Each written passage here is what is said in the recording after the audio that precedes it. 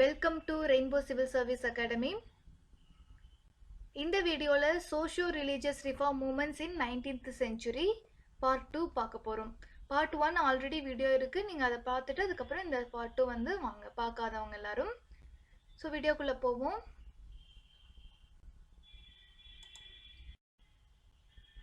So part 1ல் நிறைய religious reform moments எல்லாம் பார்த்துருப்போம். இப்போ வந்துட்டு பார்ட் 2ல் நம்ம என்னென்ன பார்க்க போகிறோம்னா ஆன்டி காஸ்ட் மூமெண்ட்ஸ், தென் தமிழ்நாட்டில் என்னென்ன மூமெண்ட்ஸ் எல்லாம் நடந்துச்சு, அது போக சீக்கிசமில் என்னென்னலாம் சோஷியல் ரிஃபார்ம் மூமெண்ட்ஸ் வந்துச்சு, பார்சி கம்யூனிட்டியில் வந்து என்ன சோஷியல் ரிஃபார்ம் மூமெண்ட்ஸ் வந்துச்சு அப்படிங்கிறதெல்லாம் பார்க்க போகிறோம். ஸோ ஃபர்ஸ்ட் வந்து ஆன்டி காஸ்ட் மூமெண்ட்ஸ் வந்துட்டு இந்தியா லெவலில் எங்கெங்கெல்லாம் வந்துச்சுன்னு பார்ப்போம். ஃபர்ஸ்ட் வந்து ஜோதிபா பூலே அவங்க வந்து இனிஷியேட் பண்ணியிருப்பாங்க. தென் நாராயணகுரு, ஐயன்காளி, இந்த 3 பேர் தான் வந்து ஆன்டி காஸ்ட் மூமெண்ட்ஸ் வந்துட்டு இந்தியாவில் ஸ்டார்ட் பண்ணி போனாங்க. அவங்கள பற்றி பார்ப்போம்.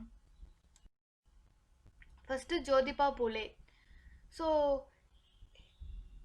he born in 1827 in Maharashtra. So மகாராஷ்டிராவில் 1827 பிறந்தவர் தான் வந்துட்டு ஜோதிபா பூலே அப்படிங்கிறவர். ஸோ இவரோட சத்யசோதக் சமாஜ் அப்படிங்கிற இந்த சத்யசோதக் சமாஜை இவர் மகாராஷ்டிராவில் தான் ஸ்டார்ட் பண்ணியிருப்பார். ஓகேங்களா, மகாராஷ்டிராவில் பூனேயில் ஸ்டார்ட் பண்ணியிருப்பார்.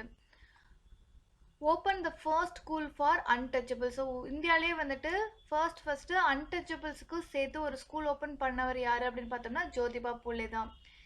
எப்போ ஓப்பன் பண்ணார் அப்படின்னா 1852 பூனாவில் ஓப்பன் பண்ணியிருந்திருப்பார். மகாராஷ்டிராவில் பூனா அப்படிங்கிற இடத்துல ஓப்பன் பண்ணியிருப்பார்.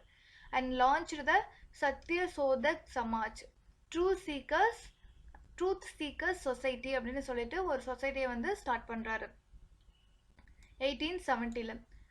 ஸோ இது எதுக்காக அப்படின்னு வந்து பார்த்தோம்னா டு ஸ்டிர் த நான் Brahmin masses to self respect. ஓகேங்களா, ஸோ அதாவது பிராமின் அல்லாதவங்களுக்கான ஒரு செல்ஃப் ரெஸ்பெக்ட் மூமெண்ட்டாக தான் வந்து இந்த சத்யசோதக் சமாஜ் அப்படிங்கிறது ஸ்டார்ட் பண்ணப்படுது. அடுத்து இந்த Satyashodhak Samaj opposed child marriage and supported widow remarriage. And Jyotiba Phule and his wife Savitribai Phule both are devoted their lives for the upliftment of the depressed classes and women. ஆப்வியஸாங்க, ஸோ அன்டச்சபிள்ஸ் எல்லாமே வந்து டிப்ரெஸ்டு கிளாஸுக்கு கீழே வருவாங்க. அந்த டிப்ரெஸ்டு கிளாஸஸ் அண்ட் உமன் இவங்களோட வாழ்வை வந்துட்டு அப்ளிஃப்ட் பண்ணணும், வாழ்க்கையை அப்ளிஃப்ட் பண்ணணும் அப்படிங்கிறதுக்காக தான் வந்து இந்த ஜோதிபா பூலே அப்புறம் அவங்களோட ஒய்ஃப் சாவித்ரிபாய் பூலே இவங்க 2 பேரும் அவங்களோட ஹோல் லைஃபையே டிவோட் பண்ணியிருப்பாங்க. அடுத்து Jyotiba opened orphanages and homes for widows. நிறைய ஆர்ஃபனேஜஸ் எல்லாம் தொடங்கியிருப்பாங்க. அண்டு விடோஸ்க்கான ஹோம்ஸ் வந்து ஓப்பன் பண்ணியிருந்திருப்பாங்க இந்த ஜோதிபா பூலே அப்படிங்கிறவங்க மகாராஷ்டிராவில். His work Gulamgiri, that is slavery, ரைட்டுங்களா. Gulamgiri is an important text that summarised many of his radical ideas. So Jyotiba பூலேவோட புக் நேம் வந்து குலம்ஹிரி அப்படின்னு சொல்லிட்டு அதில் வந்து நிறைய இவரோட ஐடியாலஜியை பற்றி நிறையா சொல்லியிருப்பார் இந்த குலம்காரி அப்படிங்கிற புக்கில். அடுத்து நாராயணகுரு. ஸோ நாராயணகுரு அப்படிங்கிறப்பவே நம்ம தெரிஞ்சுக்கலாம் he born in Kerala. So நாராயணகுருவோட டைம் பார்த்துட்டிங்கன்னா 1854 1928 வரைக்கும் இருந்திருப்பார். So he is a poet and scholar in Malayalam, Tamil and Sanskrit, ரைட்டுங்களா. ஸோ மலையாளம், தமிழ் அண்ட் சான்ஸ்கிரிட் ஸ்காலராகவும் இருந்திருக்காரு. Then he set up the Sri Narayana தர்ம பரிபாலனா யோகம். ஸோ இதுதான் ரொம்ப முக்கியங்க. ஸோ நாராயண குரு அப்படிங்கிறவர் எதை செட் பண்ணுறாரு அப்படின்னு பார்த்தோம்னா ஸ்ரீ நாராயண தர்ம பரிபாலனா யோகம் அப்படிங்கிற ஒரு இன்ஸ்டியூட்டை ஸ்டார்ட் பண்ணுறாரு. It's an organisation to work for the upliftment of the depressed classes. ஓகேங்களா, ஸோ இவங்களும் ஆன்டி காஸ்ட் மூமெண்ட்ஸ் இல்லைங்களா. ஸோ ஆன்டி காஸ்ட் மூமெண்ட்ஸில் ஃபர்ஸ்ட் வந்து ஜோதிபா பூலே மகாராஷ்டிராவில் பூனாவில் அந்த ஆன்டி காஸ்ட் மூமெண்ட்ஸை ஸ்டார்ட் பண்ணுறாங்க. தென் நாராயணகுரு அப்படிங்கிறவர் கேரளாவில் ஸ்டார்ட் பண்ணுறாரு. Then he established a grand temple at Aruvippuram and dedicated it to all. So இந்த அருவிபுரமில் ஒரு கோவிலை வந்து கன்ஸ்ட்ரக்ட் பண்ணி அதை இந்தியாவில் இருக்கக்கூடிய மக்கள் அனைவருக்கும், அதாவது கேஸ்ட் பேஸ்டு இல்லாமல் யார் வேணாலும் இங்கே வரலாம் அப்படின்னு டெடிகேட் பண்ணுறாரு. அடுத்து thinkers and writers such as Kumaran Asan and doctor Palpu were influenced by his ideas and carried forward the movement.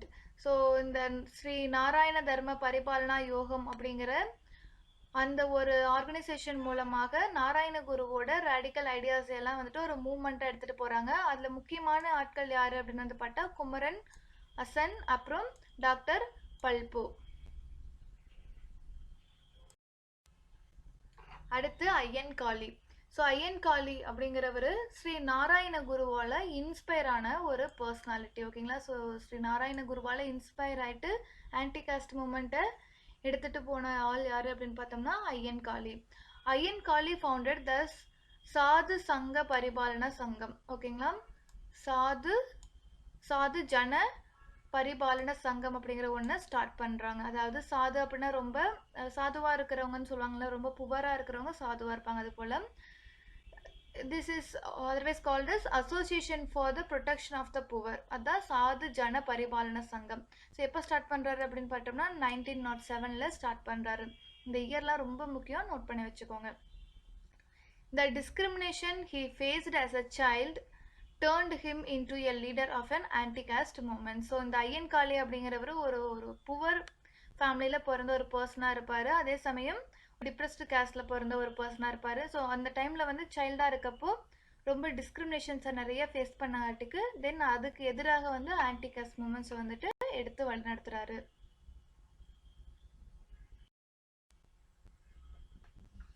Then anti cost reforms வந்துட்டு மூணு பேர் தான் எடுத்து நடத்துனாங்க. அதை நம்ம பார்த்தாச்சு. அதுக்கப்புறம் இஸ்லாமிக் ரிஃபார்ம்ஸ். ஸோ இஸ்லாமிய மதம் இருக்கு இல்லைங்களா, அதில் நிறைய ரிஃபார்ம்ஸ் கொண்டு வந்தாங்க. அதில் முக்கியமான ரெண்டு என்னன்னு பார்த்தோம்னா Aligarh movement and Deoband movement. இந்த ரெண்டு மூவ்மெண்ட் தான் ரொம்ப முக்கியம்.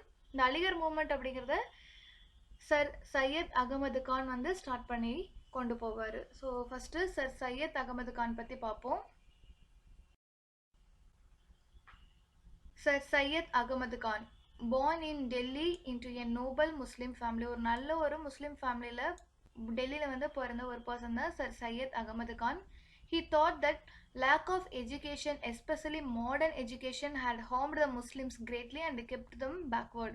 ஸோ முஸ்லீம்ஸ் வந்து அந்த காலகட்டங்களில் முஸ்லீம்ஸ் வந்து பேக்வேர்டாக திங்க் பண்ணுறதுக்கு என்ன காரணம் அப்படின்னு நினைக்கிறாரு அப்படின்னா மாடர்ன் எஜுகேஷன் இல்லாத ஒன்று அவங்களுக்கு வந்து ரீச் அவுட் ஆகலை, அதனால தான் வந்து பேக்வேர்டாக திங்க் பண்ணுறாங்க அப்படின்னு சர் சையத் அகமது கான் திங்க் பண்ணுறாரு.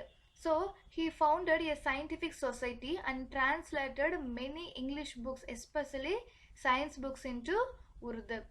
ஸோ இவர் ஒரு சயின்டிஃபிக் சொசைட்டியை ஃபவுண்ட் பண்ணி அதன் மூலமாக நிறைய வெஸ்டர்ன் புக்ஸ் இருக்கு இல்லைங்களா, இங்கிலீஷ் புக்ஸு, ஸோ அதெல்லாம் ஃபுல்லும் முக்கியமாக சயின்ஸ் புக்ஸை வந்து ஃபுல்லாக உருதில் டிரான்ஸ்லேட் பண்ணி முஸ்லீம் மக்களுக்காக கொடுக்குறாரு. Then the interest of the Muslims would be best served if they bonded with the British government rather than pitch in with the rising nationalist movements. So sir Syed Ahmed கானோட ஒரு ideology என்ன அப்படின்னா இந்த nationalism அப்படிங்கிற nationalism மூமெண்ட்டில் participate பண்ணுறதை விட முஸ்லீம் மக்கள் வந்து இந்த நேஷ்னலிஸ்ட் மூமெண்ட்டில் பார்ட்டிசிபேட் பண்ணுறதை விட பிரிட்டிஷ் கவர்மெண்ட் கூட ஒரு நல்ல பாண்டிங் இருந்துச்சு அப்படின்னா அவங்களோட லைஃப் வந்து அப்லிஃப்ட் ஆகும் அப்படின்னு இவர் நம்புறாரு.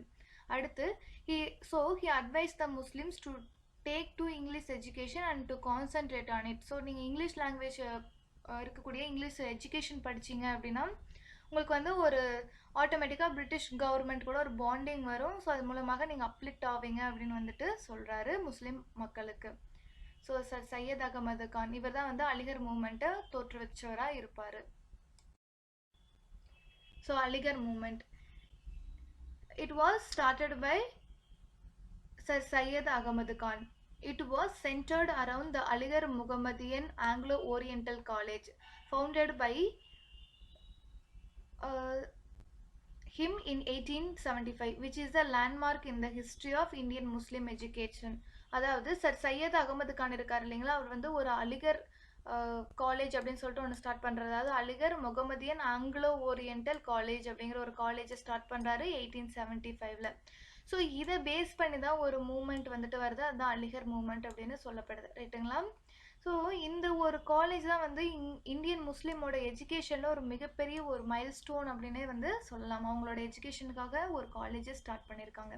அடுத்து the college was raised to the status of university in 1920. இப்போவும் அலிகர் யூனிவர்சிட்டி அப்படின்னு இருக்குங்க. 1920 வந்துட்டு யூனிவர்சிட்டி ஸ்டேட்டஸ் கொடுத்துருந்துருக்காங்க. பட் 1875 ஸ்டார்ட் ஆயிடுச்சு அப்படின்னு தெரிஞ்சுக்கணும். அடுத்து Deoband movement. It's a revivalist movement organised by the orthodox Muslim. So நிறைய முஸ்லீம்ஸ் கிட்டேயும் நிறைய சேஞ்சஸ் இருக்கங்காட்டிக்கு அந்த ஆர்த்தடாக்ஸி போயிடுது அப்படின்னு நம்பின ஒரு சில முஸ்லீம்ஸ் வந்து என்ன பண்ணுறாங்கன்னா தியோபந்த் மூமெண்ட் அப்படின்னு ஒன்று ஸ்டார்ட் பண்ணுறாங்க. இது முஸ்லீம் மதத்தை வந்துட்டு, அதாவது முஸ்லீம் இன மக்களை வந்து பேக் டு முஸ்லீம் இதாக வந்துட்டு அதை அந்த ஒரு ஃபுல்லாக அந்த ஆர்த்தடாக்ஸாக கொண்டு போகணும் அப்படிங்கிறதுக்காக ஒரு மூமெண்ட் ஸ்டார்ட் ஆகுது. Muhammad Qasim Nanautavi and Rashid Ahmad Gangohi founded the school at Deoband in the Saharanpur district in the UP in 1866. So Deoband அப்படிங்கிற இடத்துல வந்துட்டு ஒரு ஸ்கூல் ஸ்டார்ட் பண்ணுறாங்க. யார் யார் ஸ்டார்ட் பண்ணுறாங்க அப்படின்னு தெரிஞ்சுக்கோங்க. முகமது குவாசிம் அண்டு ரஷீத் அகமத் இவங்க 2 பேரும் சேர்ந்து தியோபந்த் அப்படிங்கிற இடத்துல உத்தரப்பிரதேசில் 1866 ஒரு ஸ்கூல் ஸ்டார்ட் பண்ணுறாங்க. ரைட்டுங்களா? இந்த இன்ஸ்ட்ரக்ஷன் அந்த ஸ்கூலில் வந்து என்ன எப்படி ஒரு எஜுகேஷன் இருக்குது அப்படின்னு பார்ப்போம். The instruction imparted was in original Islamic religion and the aim was moral and religious regeneration of the Muslim community. So full and full அந்த ஸ்கூலில் இன்ஸ்ட்ரக்ஷன் அதாவது சொல்லிக் கொடுக்குறது அப்படிங்கிறது வந்து ஃபுல்லாக ஒரிஜினல் இஸ்லாமிக் ரிலீஜியன் பேஸில் வந்துட்டு சொல்லிக் கொடுக்குறாங்க. அதோட முக்கியமான எய்ம் என்ன அப்படின்னு வந்து பார்த்தோம்னா மாரல் அண்ட் ரிலீஜியஸ் ரீஜெனரேஷன் வந்து முஸ்லீம் கம்யூனிட்டி கிட்டே இருக்கணும் அப்படிங்கிறதா வந்து அதோட முக்கியமான எய்மாக இருக்குது. அடுத்து Maulana Muhammad ul Hasan became the new Deoband லீடராக வந்துட்டு பொறுப்பேற்கிறாரு. ஸோ அதோட மெயின் எய்ம் என்னவா இருக்குது அப்படின்னு பார்த்துட்டோம்னா protection of the religious and political rights of the Muslims in the overall context of Indian unity. So India அப்படிங்கிற ஒரு நாட்டில் ஒரு எல்லா மக்களும் இணைந்திருக்கக்கூடிய ஒரு இடத்துல முஸ்லீம் மக்களோட ரிலீஜியஸ் அண்ட் பொலிட்டிக்கல் ரைட்ஸ் வந்து பாதுகாக்கப்படணும் அப்படிங்கிறதா வந்து இந்த தியோபந்த் மூமெண்ட்டோட முக்கியமான ஒரு எய்மாக கருதப்படுது.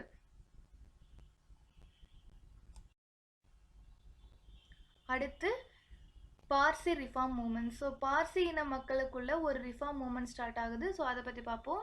It began in Mumbai. Fardunji Naoroji founded the Rahnumai. எல்லாம் கொஞ்சம் நேம்ஸ்லாம் கொஞ்சம் டிஃப்ரென்ஸாக தான் இருக்கும், அதனால் நீங்கள் பார்த்துக்கோங்க. ஓகேங்களா?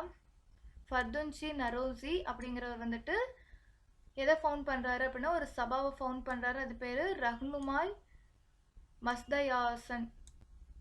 மஸ்தயாசன்னன். ஓகேங்களா? ஸோ அப்படிங்கிற ஒரு சபாவை ஃபார்ம் பண்ணுறாரு. அதாவது பார்சிஸ் ரிஃபார்ம் சொசைட்டி அப்படிங்கிறத ஸ்டார்ட் பண்ணுறாரு 1851.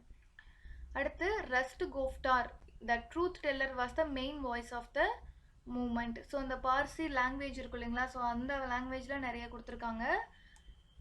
ராஸ்ட் கோஃப்தார் அப்படிங்கிறதுனா என்ன அப்படின்னு பார்த்தா த ட்ரூத் டெல்லர் அப்படிங்கிறத வந்து அவனோட முக்கியமான வாய்ஸாக இருக்குது. அதுதான் வந்து திருப்ப திருப்ப சொல்கிறாங்க. ஓகேங்களா? அடுத்து Behramji Malabari organised a campaign for legislation against the practice of child marriage. So இந்த பார்சி இன மக்களால் உருவாக்கப்பட்ட இந்த ரிஃபார்ம் மூமெண்ட்டில் முக்கியமாக சைல்டு மேரேஜ்க்கு எகெயின்ஸ்டாக வந்து லெஜிஸ்லேஷன் கொண்டு வரணும் அப்படின்னு கேம்பெயின் எடுத்துகிட்டு வந்தவங்க யார் அப்படின்னு வந்து பார்த்தா பெஹ்ராம்ஜி மலபாரி அப்படிங்கிறவர். அடுத்து the community produced many leaders such as Pherozeshah Mehta and Dinshaw Wacha. ஓகேங்களா? ஸோ இவங்கெல்லாம் வந்துட்டு இயர்லி காங்கிரஸில் ரொம்ப முக்கியமான ப்ளே பண்ணக்கூடிய ஆட்கள். ஸோ இந்த பார்சி இன மக்கள் இந்த பார்சி ரிஃபார்ம் மூமெண்ட்டால் வந்த ஒரு 2 முக்கியமான லீடர்ஸ் காங்கிரஸோட இயர்லி காங்கிரஸில் ரொம்ப முக்கியமான ப்ளே பண்ணக்கூடிய ஃபெரோசிஷா மேக்தா அண்டு தின்ஷா வாச்சா அப்படிங்கிறவங்க 2 பேரும் இந்த பார்சி ரிஃபார்ம் மூமெண்ட்லேருந்து நம்மளுக்கு கிடைக்கிறாங்க. அடுத்து Sikh reform movements. So Sikh reform movements பற்றி பார்ப்போம். இதில் ஒரு 3 ரிஃபார்ம் மூமெண்ட்ஸ் இருக்குது. ஃபர்ஸ்ட் வந்து நிரன்காரி மூமெண்ட். ஸோ இந்த நிரன்காரி மூமெண்ட் அப்படிங்கிறத இந்த மூமெண்ட்டோட ஃபவுண்டர் யார் அப்படின்னு பார்த்தோம்னா பாபா தயால்தாஸ் அப்படிங்கிறது தான் நிரன்காரி மூமெண்ட்டை ஃபவுண்ட் பண்ணுறாரு. And he stress the worship of God as Nirankar அப்படின்னா ஃபார்ம்லெஸ் அப்படின்னு அர்த்தம். அதாவது கடவுளுக்கு வந்து ஒரு உருவம் கிடையாது, இந்த உருவம் இல்லாத ஒரு கடவுளை வழிபட சொல்லி பாபா தயால்தாஸ் வந்துட்டு சொல்கிறாரு. Then rejection of rituals associated with the idolatry, reverence for the authority of Guru Nanak and of the Adi Granth formed the essence of his teachings. So ஜென்ரலாக அவரோட டீச்சிங் என்ன அப்படின்னா ஐடோலேட்ரி ஆஸ்பெக்டில் நீங்கள் எதுவுமே பண்ண வேணாம். தென் குருநானக்கோட அத்தாரிட்டி அக்செப்ட் பண்ணுங்கள். அதே சமயம் ஆதிக்ராந்த் அந்த ஒரு ஃபார்ம்லையும் நீங்கள் அக்செப்ட் பண்ணுங்கள் அப்படின்னு சொல்கிறதா இவரோட முக்கியமான பாபா தயால் தாஸோட முக்கியமான டீச்சிங்ஸாக இருக்குது நிரன்காரி மூமெண்ட்டில். அடுத்து he reiterated the prohibition on meat eating and liquor consumption. So திருப்ப அவர் சொல்லக்கூடிய ஒரு விஷயமா என்ன இருந்துச்சு அப்படின்னா மீட் ஈட்டிங்கை வந்து ப்ராஹிபிட் பண்ணுங்க, அதே சமயம் லிக்வர் கன்சம்ஷனையும் ப்ராஹிபிட் பண்ணும் அப்படிங்கிறது என்னோட முக்கியமான ஒரு எய்மாக இருந்துச்சு. அடுத்து நம்தாரி மூவ்மெண்ட். ஸோ இதுவும் சீக்கிசம் அந்த சீக்க இனத்துக்குள்ள வந்த ஒரு மூமெண்ட் தான். So Namdhari movement founded by Baba Ram Singh. It is founded by Baba Ram Singh was another socio-religious movement among the Sikhs. The Namdaris insisted on wearing the symbols of Sikhism except the kirpan. So இவங்க என்ன சொல்லியிருப்பாங்க நம்தாரி மூமெண்ட்டில் அப்படின்னு வந்து பார்த்தா எகெயின் சோஷியோ ரிலீஜியஸ் ஆஸ்பெக்டில் இருக்கக்கூடிய ஒரு movement தான். So அவங்க சீக்கிசம் தொடர்பான எல்லா சிம்பிள்ஸையும் நீங்கள் கண்டிப்பாக கொண்டிருக்கணும். அந்த தலைப்பாக எல்லாம் அணிவாங்களா அதெல்லாம் இருக்கணும், எக்ஸப்ட் கிர்பான், இந்த ஸ்வாட் சின்ன கத்தி ஒன்று வச்சுருப்பாங்க இல்லைங்களா, அது மட்டும் வேண்டாம் அப்படின்னு வந்து சொல்கிறாங்க. ஸோ இந்த கிர்பானுக்கு பதிலாக எதை யூஸ் பண்ண சொல்கிறாரு அப்படின்னு பார்த்தீங்கன்னா லத்தி வந்து யூஸ் பண்ணுங்க அப்படின்னு வந்துட்டு பாபா ராம்சிங் சொல்கிறாரு அவரோட ஃபாலோவர்ஸ் கிட்ட. அடுத்து it considered both men and women equal and accepted widow remarriage. So இந்த நம்தாரி மூவ்மெண்ட்டை பொறுத்த வரைக்கும் என்ன சொல்கிறாங்கன்னா போத் மென் அண்ட் உமன் வந்து ஈக்குவல் அப்படின்னு சொல்லப்படுது. அதே சமயம் விடோ ரீமேரேஜை அக்செப்ட் பண்ணக்கூடிய ஒரு மென்டாலிட்டி இருக்கக்கூடிய ஒரு மூவ்மெண்ட்டாக தான் இந்த நம்தாரி மூவ்மெண்ட் இருக்குது. அடுத்து it prohibited the dowry system and child marriage. So that's it Namdhari movement. அடுத்து சிங் சபா ஆஃப் அம்ரிஸ்டர் பற்றி பார்க்க போகிறோம். It is the influence of Arya Samaj and the Christian missionaries the Singh Sabha of Amritsar was established. So இந்த ஆரிய சமாஜ் வந்துட்டு பஞ்சாபில் தான் தொடங்கியிருக்கும். தென் கிறிஸ்டியன் மிஷனரிஸ் வந்து நிறைய அவங்களோட மிஷனரி ஆக்டிவிட்டீஸ்லாம் செய்வாங்க. ஸோ இந்த ரெண்டோட இன்ஃப்ளூயன்ஸால் சிங் சபா அப்படிங்கிற ஒரு சபை வந்துட்டு அம்ரிஸ்டரில் தொடங்கப்படுது. ஸோ இவங்களோட மெயின் அப்ஜெக்டிவ் என்ன அப்படின்னு வந்து பார்த்தா to restore the purity of Sikhism. So இந்த ஆர்த்தடாக்ஸ் பேக் டு ஆர்த்தடாக்ஸ் அப்படிங்கிறது தான் வந்து இதோட விஷயம். ஓகேங்களா, சிங் சபா அப்படிங்கிறது. அடுத்து with the support of British it established Khalsa college for the Sikhs in Amritsar. So பிரிட்டிஷோட ஹெல்ப்போட என்ன காலேஜ் அமைக்கிறாங்க அப்படின்னு வந்து பார்த்தா கால்சா காலேஜ் அப்படிங்கிறத அம்ரிஸ்டரில் அமைக்கிறாங்க. அந்த அம்ரிஸ்டர் அப்படிங்கிறது பஞ்சாப் இருக்கக்கூடிய ஒரு இடம், ரைட்டுங்களா. ஸோ அங்கே வந்து கால்சா காலேஜ் அப்படிங்கிறத சீக்ஸ்க்காக வந்து ஃபவுண்ட் பண்ணுறாங்க. அடுத்து Singh Sabha was a forerunner of Akali movement. So Akali movement அப்படிங்கிறது ரொம்ப முக்கியமான ஒன்று பஞ்சாபில் சீக்ஸுக்கு இடையில் உருவான ஒரு மூமெண்ட். ஸோ அதோட ரன்னர், அதாவது அதுக்கு முந்தைய ஒரு வேர்ஷன் தான் வந்து சிங் சபா அப்படின்னு வந்து சொல்லப்படுது.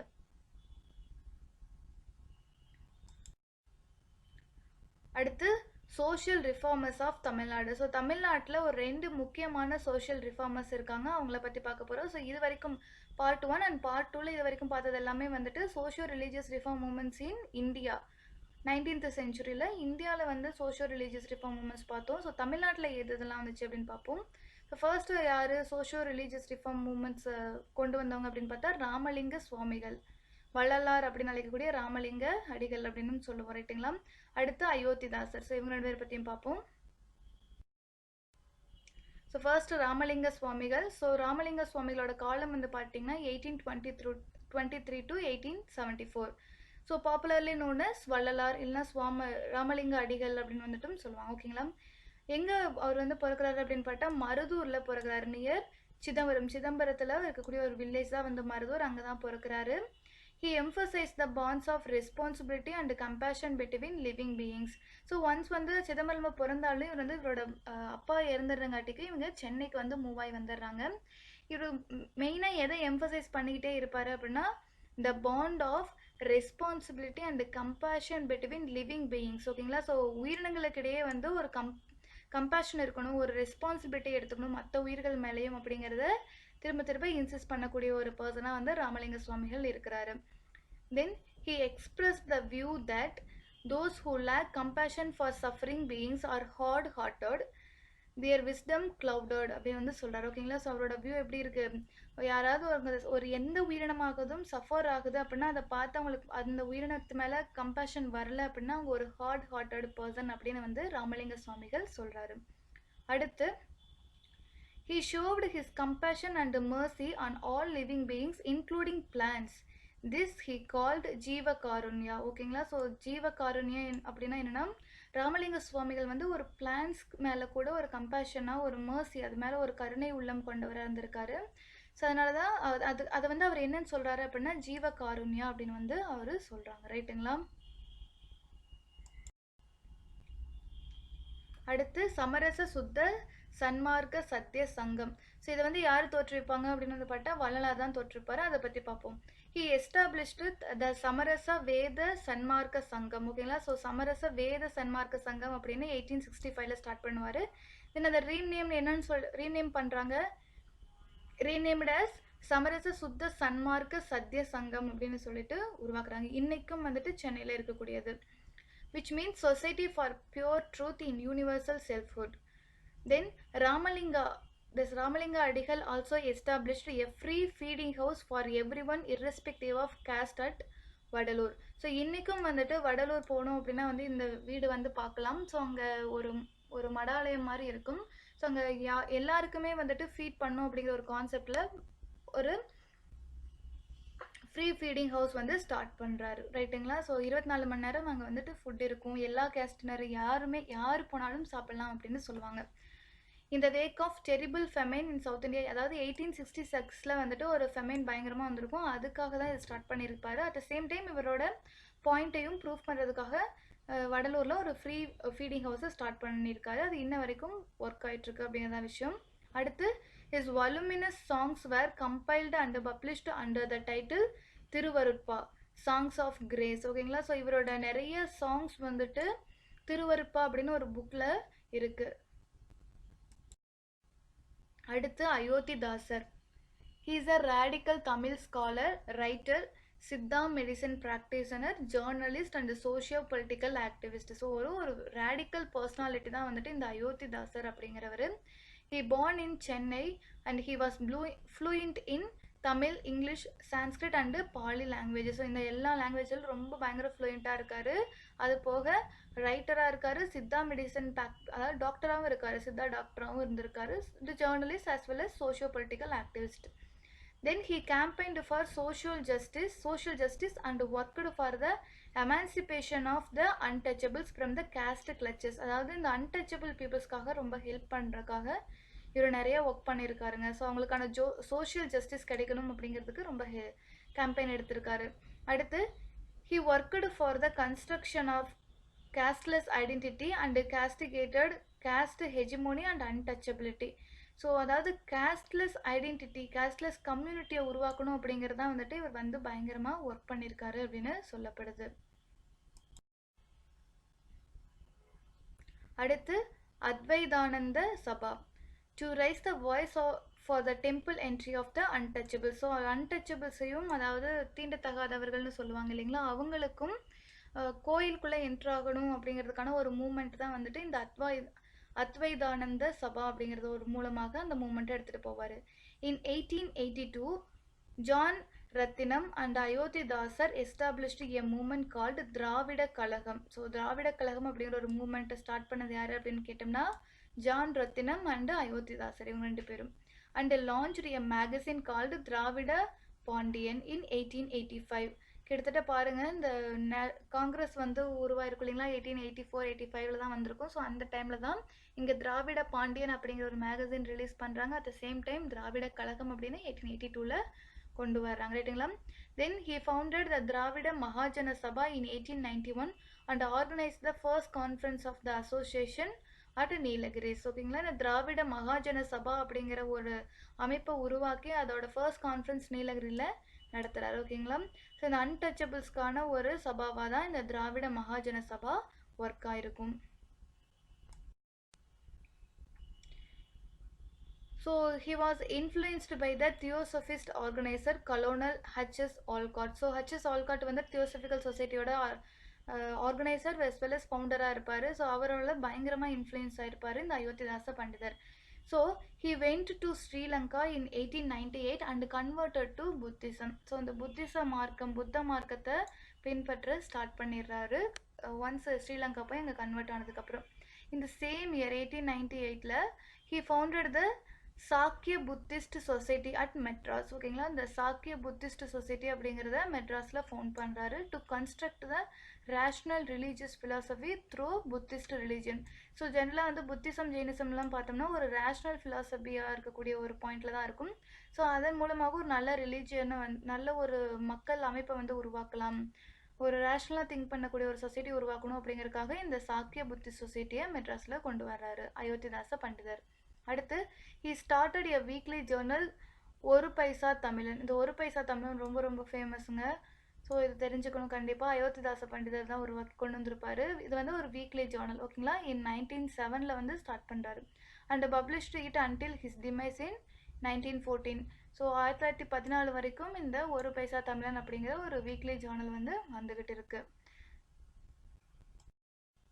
So that's all about socio-religious reform movements in 19th century in India and Tamil Nadu. ஓகேங்களா, ஸோ இந்தியா தமிழ்நாட்டோட socio-religious reform movements வந்துட்டு நம்ம ஃபுல்லாக பார்த்துட்டோம். If you like this video, like, share and subscribe this channel. Thank you.